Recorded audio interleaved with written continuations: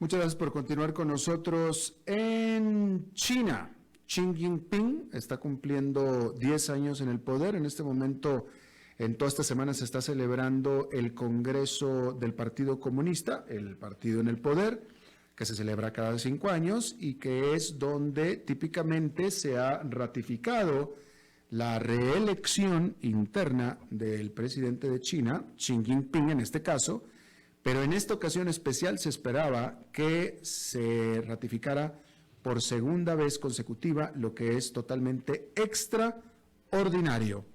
En un rol que está tomando el presidente de China cada vez más parecido a Mao Zedong.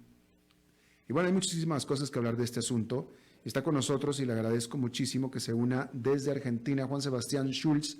Él es sociólogo experto en geopolítica y actualmente está finalizando especialización en estudios chinos en el Instituto de Relaciones Internacionales y es investigador del Centro de Estudios Chinos y del Centro de Investigación en Política y Economía. Juan Sebastián, muchísimas gracias por estar con nosotros. Hola Alberto, un gusto para mí, la verdad, hablar con vos. Muchas gracias por invitarme al programa. Gracias. Primero que nada, quiero yo confirmar algo contigo. Todavía no se confirma, se espera que se confirme ampliamente, pero todavía no se confirma el tercer mandato de Xi Jinping, ¿cierto? A ver, claro, hay una confusión que tiene que ver con, digamos, la propia forma de organización política de China, que es un sistema de Estado-partido, digamos, de Estado por un lado y el partido político por el otro, digamos, la privacidad del Partido Comunista de China al interior del gobierno, y en ese marco, históricamente, por lo menos desde Mao para acá, el presidente, una misma figura ocupa los tres grandes cargos o los tres altos mandos del país, que son la Presidencia de la República, la Secretaría General del Partido Comunista y la conducción de las Fuerzas Armadas, del Ejército Popular de Liberación. Xi Jinping está terminando su segundo mandato en estas instituciones y ahora lo que se está desarrollando es el Congreso Nacional del Partido Comunista, que va a elegir al secretario general del partido como una previa de lo que va a ser el año que viene la elección presidencial. Ahora lo que se espera es que este jueves el Partido Comunista ratifique la conducción de Xi Jinping como secretario general por un tercer mandato, y eso obviamente le va a allanar el camino para que el año que viene se reelija como presidente de la República, algo que hoy por hoy, desde 2018, la Constitución del país lo habilita. Claro, entonces sí, efectivamente, es ampliamente esperado, pero todavía no se ratifica, ¿cierto? Déjame, este lunes en la noche, o el lunes, Xi Jinping dio un discurso de su visión para los próximos 5 años, digamos, de lo que es China, y dio un discurso mucho más nacionalista. Él está pensando que China va a tener que valerse por sí misma, ya no depender más de Estados Unidos e incluso ser hasta más enemiga de Estados Unidos. Habló de la militarización, habló de defenderse, incluso habló de un futuro de guerra con Estados Unidos. Claro, porque este año, en realidad el año pasado, empezó lo que para los chinos es una nueva era en la historia de China. China, digamos, funciona poniéndose objetivos a mediano y largo plazo, eso, digamos, es conocido, lo sabemos. China tenía un objetivo muy importante para 2021, que era el de construir una sociedad modestamente acomodada. Digamos, que ellos le llaman una sociedad que pueda vivir con niveles de dignidad aceptables en toda su población, teniendo en cuenta que China viene de la etapa de las guerras del opio y del siglo de la humillación, digamos, en la etapa prerevolucionaria, una China postrada, una China con niveles de pobreza alarmantes, digamos, de población rural muy fuerte, de desigualdad enorme. Eso comenzó a desandarse a partir de la revolución, y con la política de reforma y de apertura China se planteó para el centenario de fundación del Partido Comunista, digamos, que fue en 2021, construir una sociedad modestamente acomodada, entre otras cosas, donde no haya pobreza. Eso se logró. 2021, un año, digamos, todavía atravesando la pandemia, China eliminó la pobreza extrema, y eso fue dicho hasta por las propias Naciones Unidas. Ahora empieza una nueva etapa, que va hacia 2049, digamos, cuando se cumplan 100 años de la República Popular. Digamos, en esta etapa que empieza hoy y que va hasta 2049, China se plantea constituirse como un país moderno, plenamente desarrollado, una potencia global en todos los aspectos. Digamos, China todavía se considera un país en vías de desarrollo, un país en desarrollo, y en donde, como vos decís, China empieza el camino para consolidarse como una potencia, en donde está enfocándose en la innovación tecnológica, en el desarrollo económico endógeno, en aumentar la capacidad de consumo de su población, en modernizar y construir un ejército de primera línea, teniendo en cuenta que obviamente el ascenso en las capacidades de China trae aparejado, digamos, indisimulablemente un aumento de las tensiones a nivel internacional, digamos, con las potencias que fueron establecidas después de la Segunda Guerra Mundial, que se niegan a perder la primacía de los asuntos globales. Claro. De hecho, Xi Jinping tiene una visión, tú lo acabas de decir, una visión comunista, mas no comunista en la pobreza. Él habla de este concepto de prosperidad común. Entonces, lo que nos figuramos es que él está pensando en una China clase media, donde todo el mundo es clase media, lo que explicaría los ataques a los más ricos, por ejemplo. Claro, y eso es algo que viene ya de las políticas de reforma y apertura con Deng, digamos. Deng decía, ¿no? Enriquecerse es glorioso, o pobreza no es, socialismo no es pobreza. Es algo que continuó con Jiang Zemin, con Hu Jintao, pero, digamos, lo que viene a corregir Xi Jinping es que el crecimiento económico exponencial que tuvo China en la década de los 90 y los 2000, digamos, las tasas chinas, trajeron aparejado un aumento de la desigualdad al interior del país. Es decir, hubo zonas que crecieron mucho más que otras.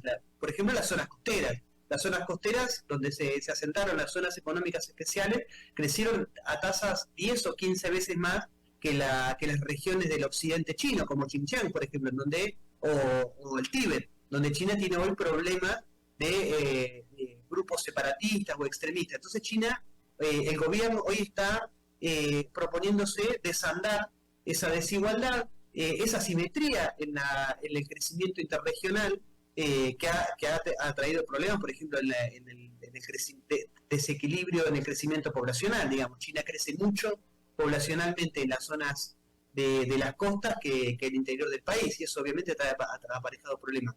Para esto, Xi Jinping ya creó o propuso un nuevo concepto de desarrollo, como vos lo decías, apalancado en la circulación dual y la prosperidad común, que son maneras de llamarle a apuntalar el consumo, digamos. La nueva etapa de desarrollo de China está fuertemente enfocada en aumentar el nivel de consumo de su población, en elevar el estándar de vida, y para eso que el crecimiento de la economía china ya no esté dado mayoritariamente por las exportaciones, que fue lo característico de la década de los 80 y los 90, sino que el crecimiento de la economía china a partir de esta etapa tenga que ver con el consumo. Digamos, que haya un crecimiento por consumo y no ya por exportación. Claro. Ahora, ayúdame a entender el pensamiento de Xi Jinping, porque siendo China tan gigante, teniendo tantas ciudades, porque uno habla de Beijing y de Shanghái, pero en realidad son muchísimas, son decenas de ciudades grandes de más de 10 millones de habitantes o de 5 millones de habitantes, muy prósperas, etcétera, etcétera. ¿Cuál es la fijación con Taiwán, que es diminuto, y con Hong Kong, que es tan solo una ciudad más? Bueno, digamos, hay varias explicaciones, algunas más históricas y culturales, otras más económicas, políticas y geopolíticas. Si partimos de las más históricas y culturales, China históricamente ha puesto en el centro de su política nacional la integridad territorial. Es decir, China tiene en su memoria histórica que cuando China sufrió desmembramiento o sufrió una fractura de su integración territorial, eso redituó en un decrecimiento de la economía china y en un empobrecimiento de su población, en la generalización de conflictos. Es decir, China, digamos, la cuestión de la integración, de la integridad territorial es muy fuerte para China, y a su vez es algo que China lo vive con rémoras de lo que fue el colonialismo y de la injerencia de las potencias europeas. De acuerdo con eso, pero Sí. China nunca en realidad jamás ha controlado en realidad Taiwán. Taiwán nunca ha sido parte de China, ¿cierto? Bueno, lo que dice China es que sí, digamos, China históricamente, o por lo menos en los inicios de la civilización china, controló Taiwán y solo perdió ese control con la injerencia de alguna potencia externa. Le hace, por ejemplo, Japón, que ocupó la isla de Taiwán, la isla de Formosa, ¿no? O los portugueses, que también ocuparon la isla de Formosa.